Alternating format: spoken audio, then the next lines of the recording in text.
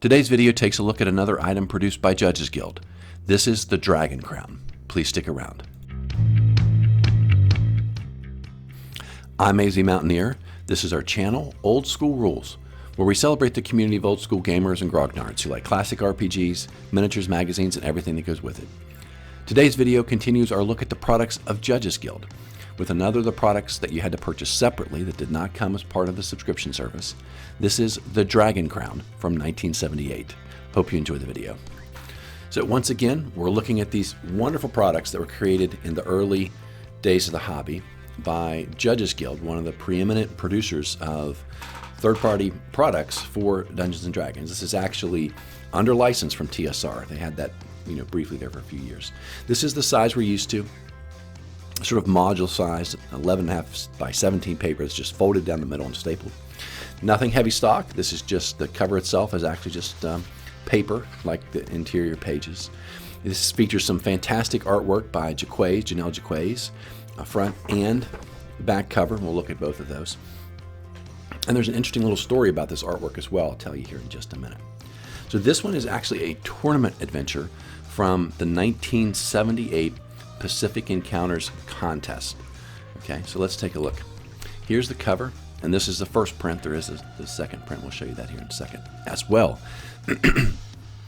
Here's a closer look at this art by Jaquays. Fantastic artist, adventure writer, original creator of the fanzine called The Dungeoneer. Just a really, really huge person in the early days of the hobby. Actually working for Judges Guild at this point. Okay, so the Dragon Crown, 1978. This adventure, not by Bledsoe. This is by Michael Mayu. I think I'm saying that correctly. It's only $1.75, and you get a 16-page booklet. That's it, nothing extra. Here's the original first print cover, and then here's the second print cover. So this second edition, as you can see, the first one just had one color, which was red for the dragon.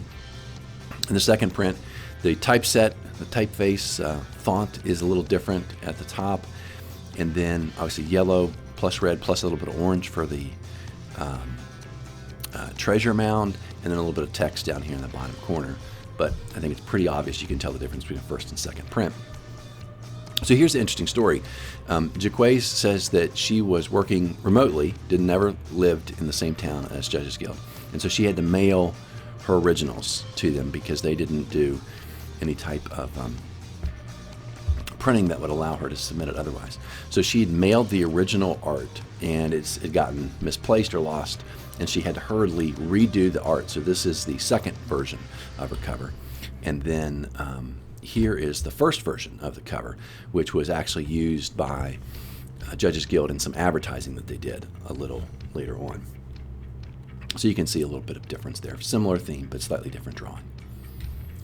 Okay, let's talk about what you get in here. It's kind of interesting. You have 16 pages. The adventure itself, you have a map and 2 pages of descriptions. Everything else is background, explanation of how to use this tournament adventure, etc. Okay. You are crawling down a damp, dark tunnel under the ground with a group of your fellows. You are mercenaries on another assignment. Well, not just another assignment. You are working for a huge, evil red dragon. If you succeed, your reward will be the pick of his treasure hoard. If you fail, it will be death. You wonder about the strange twists of fate and how you got here. It all began, ... Michael Mayu, designer, Jaquays and Cheryl England, who's the staff artist, illustrations, layout, Mark Homer, Dave Sarian, graphics, Bob Bledsoe. And here's that all just sort of blown up, so it's a little easier to read. So first, this is what you give to the players. Remember, this is a tournament dungeon. It's designed to be played in 4 hours, and here he sort of outlines the rules. As he says, he favors action and fast pace. There's going to be a lot of combat, but not every encounter necessarily leads to combat. There can be some negotiation. He played it with 6 players and 2 alternates who actually sat there, and if somebody died, then the first alternate came to the table, took that person's place, and then that person became the second alternate. Because he had more pre-gen characters than the 8 people, and you would just cycle through those characters, obviously losing points if someone died. And he talks about his prizes he had, etc. Here's a little bit of background. This is the narrative you would probably hand out rather than read. And basically, these were mercenaries in an army. The combat went very poorly, so the adventurer group has essentially deserted and run away and gone into this cave for hiding. And when they go in the cave, they find this treasure hoard, and they start looking at it. And then behind them, they realize the two dragons who own the hoard have come in. It's a male and a female.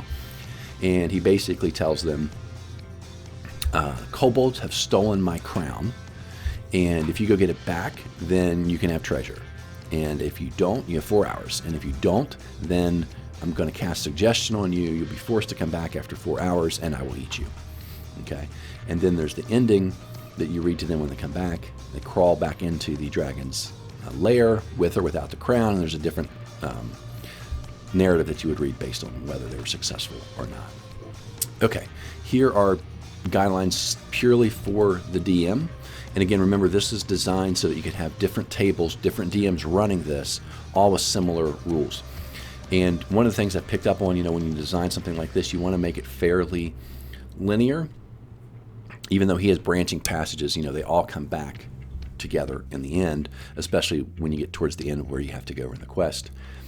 And so the only thing that really should vary, he hopes, when you design this is a little bit of luck from dice rolls, but mostly the choices the players make, right? So a better player should do better over the course of the 4 hours. So that's how it goes. And he does mention in here, it's kind of interesting how deadly his kobolds are, the way he designs them.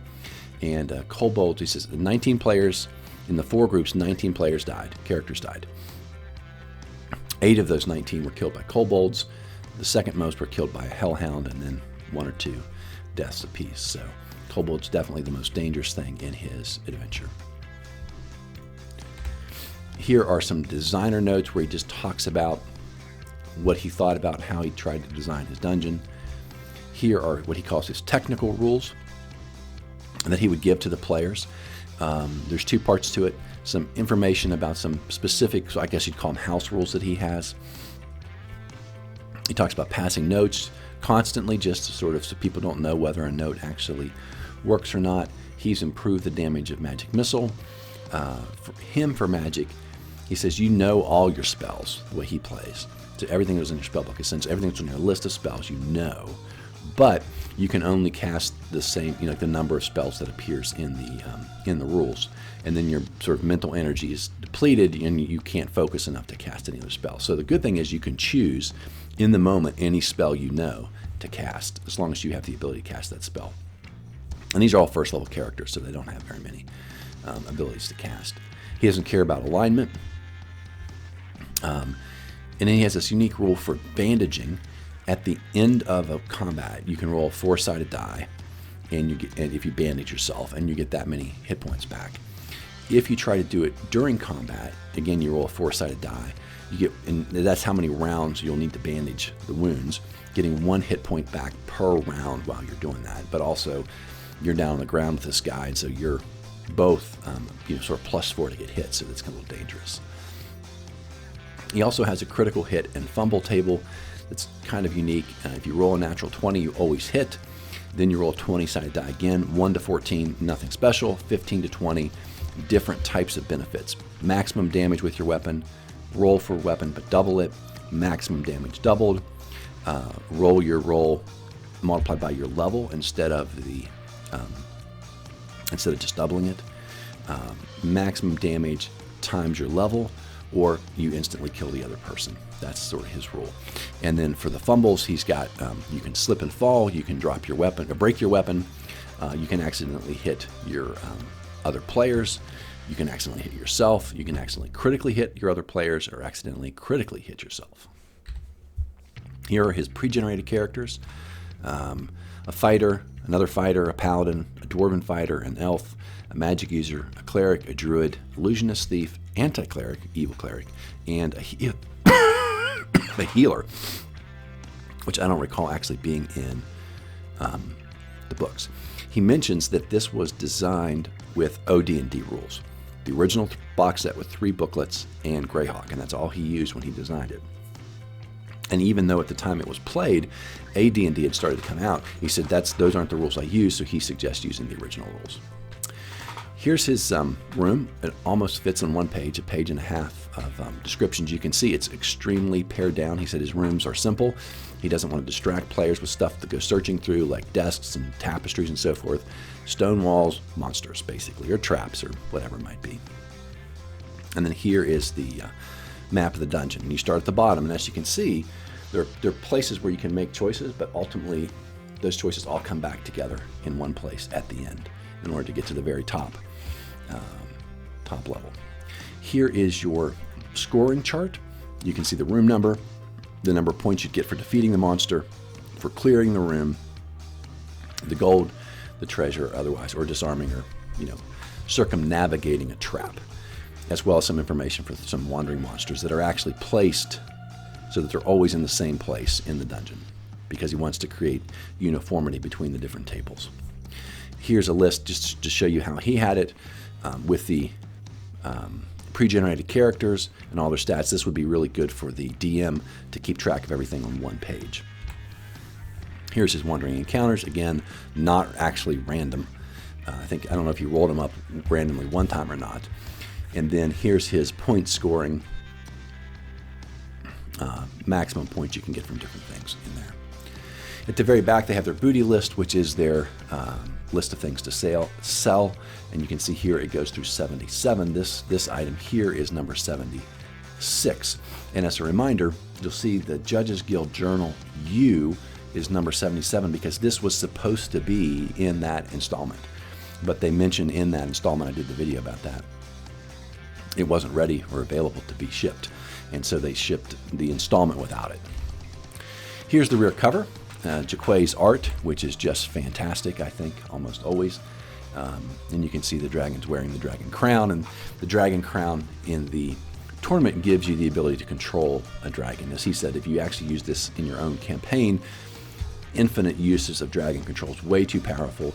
He would probably only let it work one time, or maybe on one time on one type of dragon, so that you didn't end up with a campaign where somebody basically has a pet, large dragon all the time.